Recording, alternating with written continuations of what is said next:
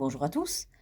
Pour les béliers, les énergies du mois de juillet, avec ce petit tarot de Jean Noblet, qui est un tarot de Marseille de type 1, et qui sera complété ensuite par le tarot des mondes oniriques, qui est un tarot que j'ai jamais utilisé pour mes vidéos parce que il est très détaillé et ça passe assez mal à l'image, malheureusement.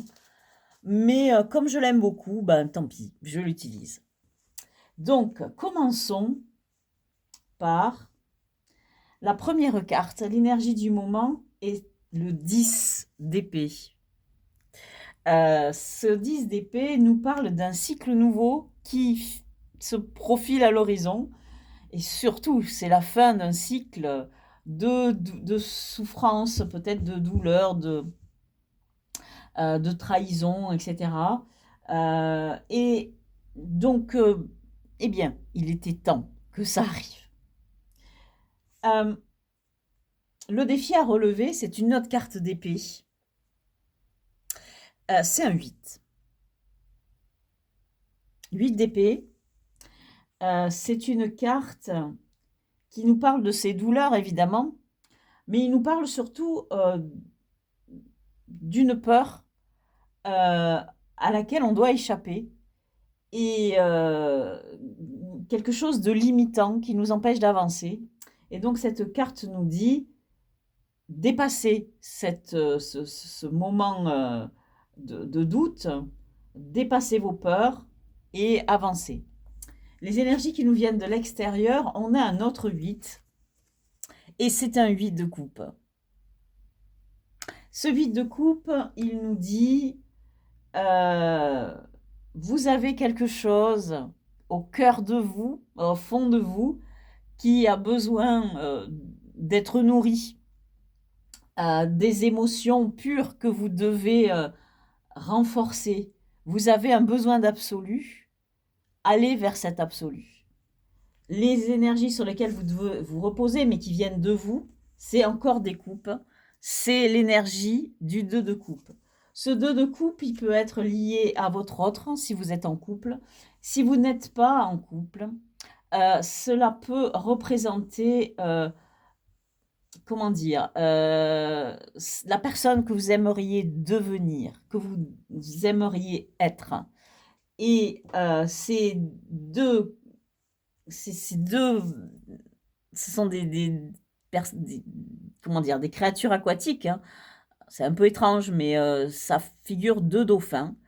Et ils représentent deux polarités, une masculine, une féminine. Et donc, il s'agit bien de deux énergies différentes qui sont liées dans une seule et même plante. Donc, ça peut très bien être un seul être qui se regarde lui-même et la personne qu'il aimerait être et qu'il compare, ou ça peut être évidemment quelque chose qui représente un couple.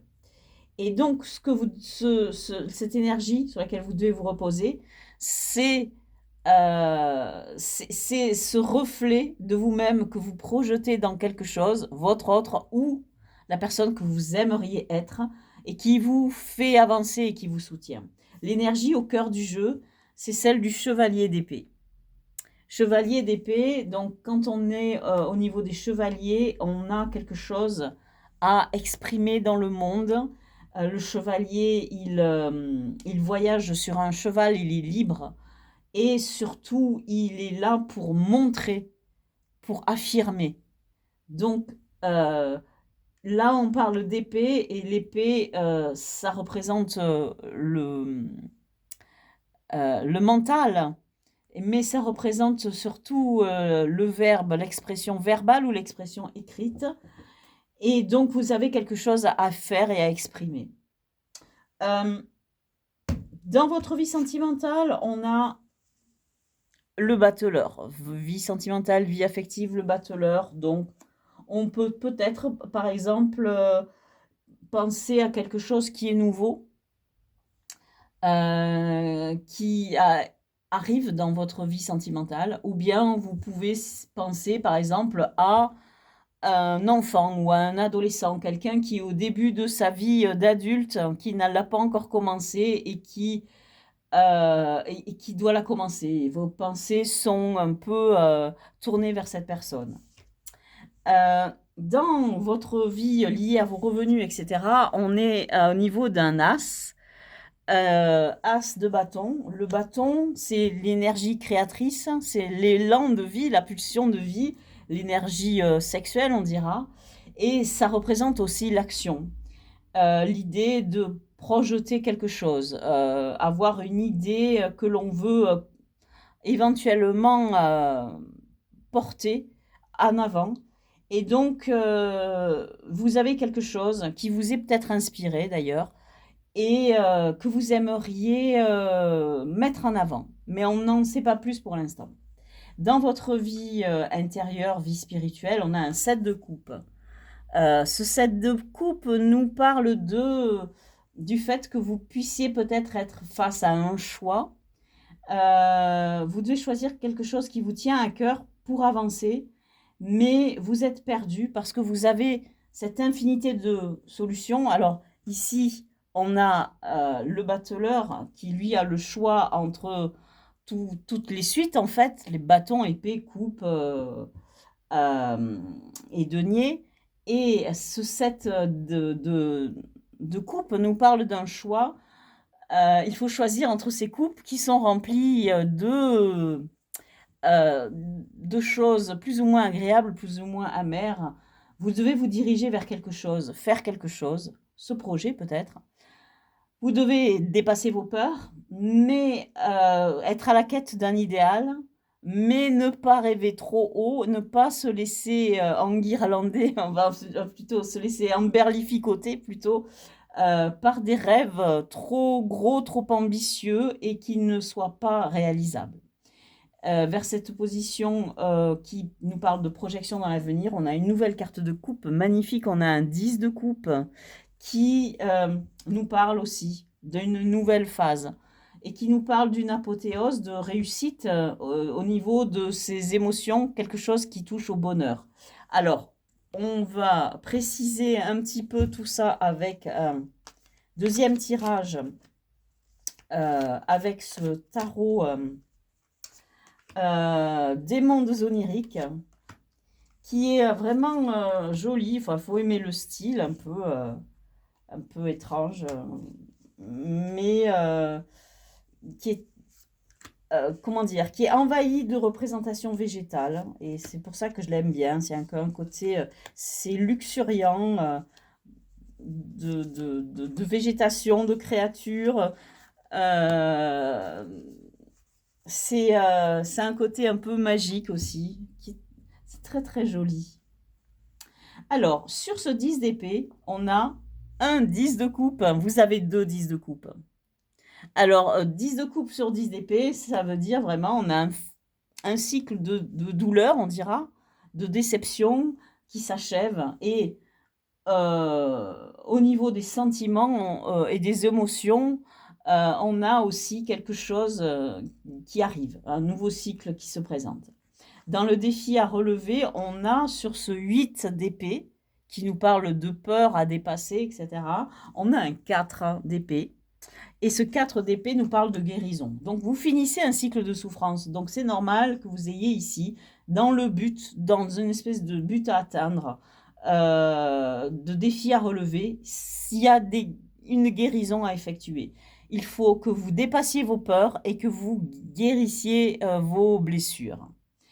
Dans les énergies qui nous viennent de l'extérieur, sur le 8 de coupe, on a un as de pentacle. Alors, donc, on avait un as de bâton qui nous parlait d'un nouveau plan, une nouvelle idée, quelque chose qui se profilait. Et il y a cette idée de commencer quelque chose dans la matière. Donc, ces deux as se complètent. Créer quelque chose dans la matière en vue de gagner un peu plus d'argent, on dira. Sur notre 2 de coupe, dans les énergies qui viennent de vous, sur lesquelles vous devez vous reposer, on a le chariot. Et le chariot, c'est une carte magnifique. Elle nous parle de progression, elle nous parle d'avancement, elle nous parle peut-être éventuellement de devoir se déplacer, bouger. Mais en tout cas, ce qui est très important, c'est d'avoir cette idée de gloire et de triomphe et de progression dans sa vie. Eh bien oui, cette énergie, elle nous fait avancer et c'est très important qu'elle soit là. C'est aussi le 7, donc le chiffre du mois. Sur notre chevalier d'épée, au cœur du jeu, on a un chevalier de coupe. Donc on a un deuxième chevalier, deux chevaliers au centre du jeu. Donc l'idée vraiment d'exprimer, de s'exprimer. Exprimer ses sentiments avec le chevalier de coupe et exprimer le fond de sa pensée avec le chevalier d'épée. On est vraiment dans l'expression.